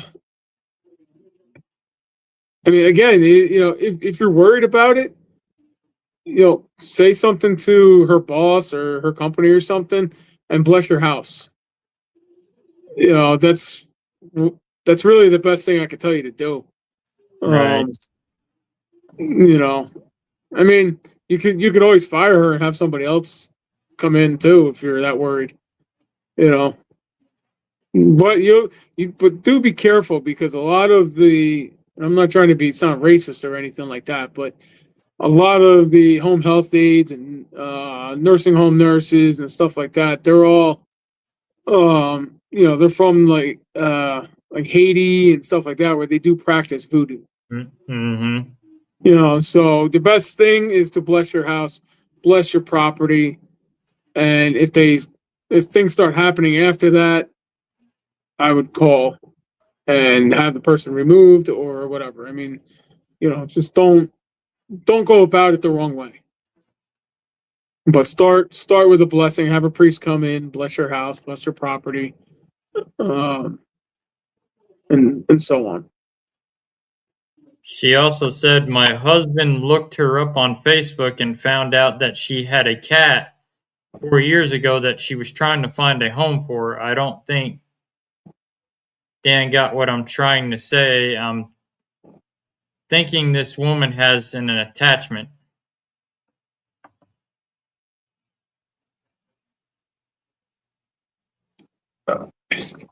I mean, I don't know. Without investigating, I can't say yes or no, but my advice would be just to bless your house and bless, you know, hang a crucifix in your house, hang some Catholic imagery in your house. You know, Mother Mary, Jesus, Saint Joseph. You know, it's really the best advice I can give you right now.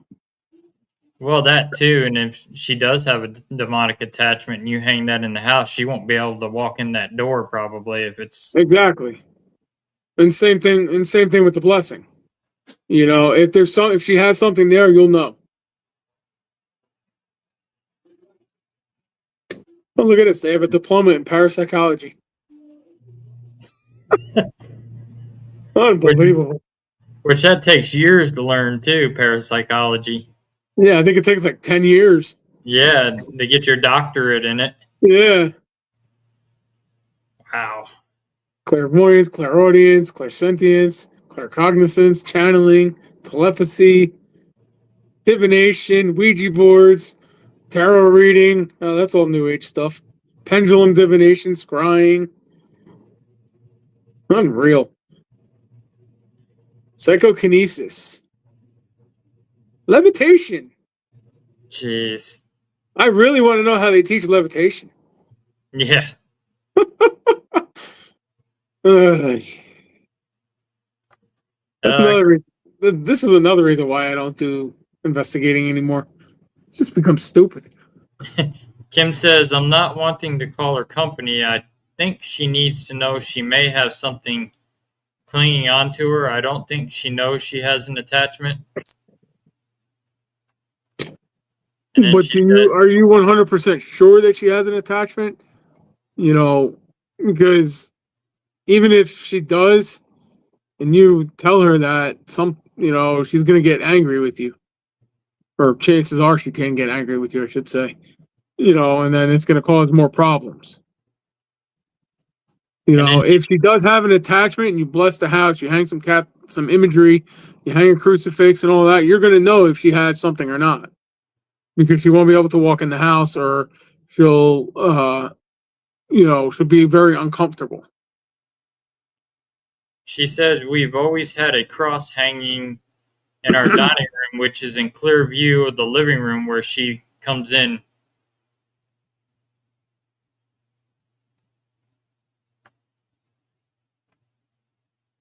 Is the cross blessed? I mean, is it a crucifix or is it a cross? Because the crucifix has Jesus on it. I mean, I don't know if you can see it, but I have to turn the phone. You know, that's a crucifix. You know, so if you have one of those hanging and it's blessed, then.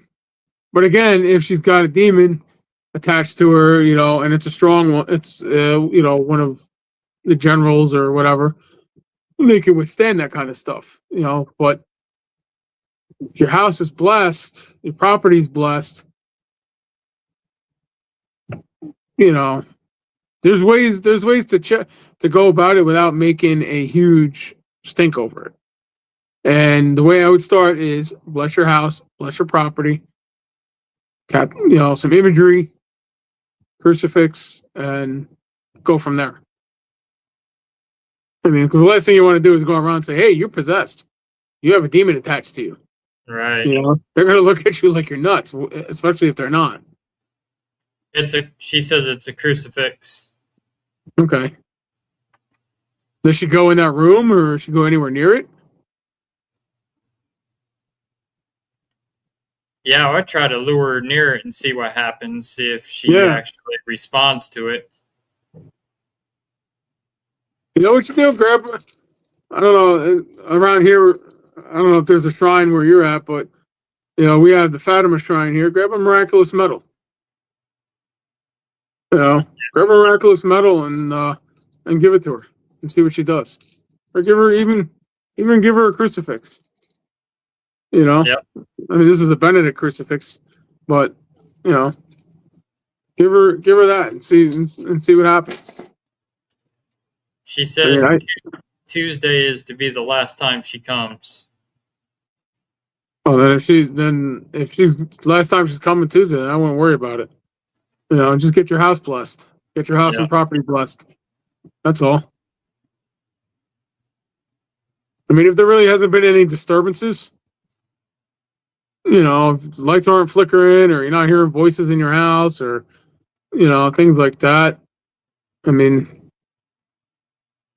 I wouldn't put too much emphasis on it. Right. Phone's dying again. Better just be. I mean, my dog, spots stuff in my house all the time. We actually investigated my house before we moved in, and we caught on the SLS camera. We caught like a 7-foot figure in my kitchen. And the only reason we know it was 7 foot is because I'm 6 foot, and with my arm raised, it still wasn't, near the height of what this thing was. But when we got our dog, the dog picked up on it, and all of a sudden, she was laying down, she stood up, her hair's standing up, and she's growling and snarling, and the whole 9 yards. She has only done that twice in a year. So we really haven't had any issues with it, but just if Tuesday is her last day, bless the house. She said, yes, she's near the crucifix. This house is over 100 years old and has had the Lord's Prayer on a metal sign hanging on the basement stairs. Okay, I mean, well, still get your house blessed. I mean, my house is 300 years old, and I knew as soon as we bought it, there was something here, just because of the age. I mean, it's 300 years old. I mean, come on, you have how many families that lived here since in the 1800s? Right. I mean, and behind me, if you look into where the curtain is, behind the curtain, you actually see the original beams to the house. So, right there, I knew there's got to be something, so that's why we investigated it. I blessed it, and I haven't had a problem since. Yeah, I mean, my house is haunted here, even though it was built in 75. It's got 3 confirmed deaths, and the property goes all the way back to the 1800s. It used to be a cattle company, and the railroad actually wasn't too far from my house. I still actually have the telegraph poles from the 1800s. Oh, nice. So that's why I'm slow charging. She said, Dan, 2 cats having issues after her coming into the house, and me hearing a phone ringing and a woman saying hello is activity. I'm not saying it's not, but I mean, if that's all that's happening, that's minor. A blessing will take care of that. If you're Catholic, go to confession. Yep. Go to confession. Have the priest come to your house, bless their house. Put Benedict medals in the ground on all 4 corners of your property. I don't know if you can see it. Put Benedict medals in all 4 corners of your property. Have them blessed. Seal the property. That'll keep everything. You can even do it with crucifixes too. I mean, I can't say for sure because I'm not there. Right. And I won't say that. So that's why I'm telling you, bless the house, bless the property. I don't know where you live. Chances are you're probably further than I can go right now. But there's other people here. I'm sure there's people around you that can help you out. She said, I'm not Catholic, but we said a prayer and cast it out. Cast what out? I mean, do you know for sure that there's something there? Do you have moral certainty that there's something there? Like I said, animals can pick up on spirits. You might just have a portal open in your house and spirits just walking in and out. There's 100 different variables here that could be the problem here. But without investigating it, you don't know you don't know.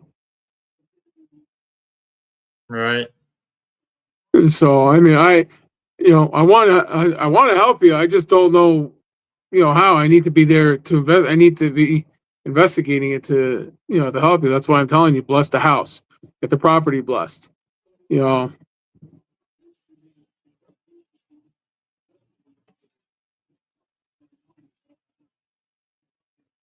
I hope that helps you, Kim. So, I mean, until you can get somebody out there to actually physically investigate it and see what evidence they can collect from it. I mean, if she really has a problem, she can contact the order. Okay, the website for the order is www.orderofexorcists.com. Send us a email, and it'll get sent out to everybody. And whoever's closest will take the case. That's really the best I can do. Unless you're in my area, unless you're in like the New York, New Jersey, Pennsylvania, Delaware, maybe Virginia area. Well, not Virginia, Maryland. She said, I can feel spirits. Yes, we have portals, but our house hasn't been active for a few years now. Close the portals. Get the portals closed. You don't want these things in your house. Okay. You don't want any spirit. You don't want any spirit in your house. She's in my neck of the woods. She's in Missouri here. Oh, there you go.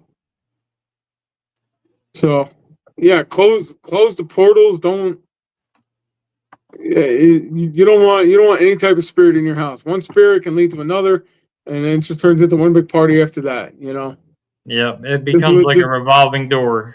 Yeah, the Bible says, Matthew, Luke, and Mark say that you kick the demon out, it wanders in arid places and looking for a new home. But if you don't fill that void with God, they're going to come back 7 times worse. Yep. With seven more worse than them, and then those 7 more are going to invite 7 more, and so on and so forth. And then before you know it, you're going to have a whole big demon party. Yeah, and I tell people that too. The same thing. If you don't follow the instructions after you get it gone, it's just going to come back. And when it comes back, it's going to be even more angry, and it's going to be 10 times worse for you. Exactly. So, but what's my phone at? My phone is at 6%. Yeah, we're going to go ahead and wrap. So we've been on 2 hours already. So, yep.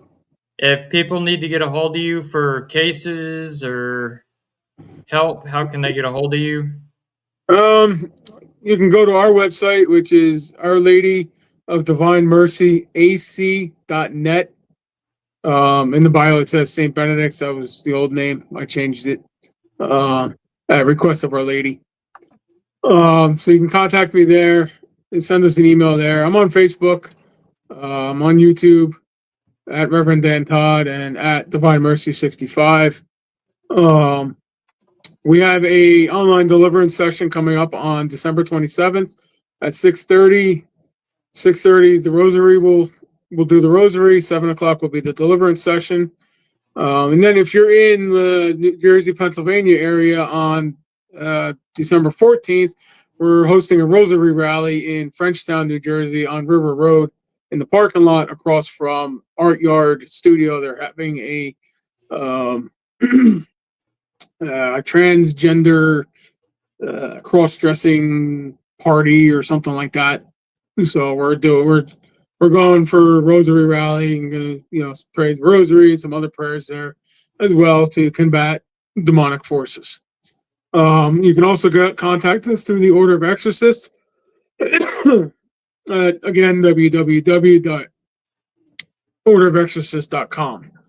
And if you have any items that you feel might be haunted, you can send it to me at P.O. Box 201, Highbridge, New Jersey, 08829. All right. And I thank you for being a guest on the show. It was an awesome no problem. show.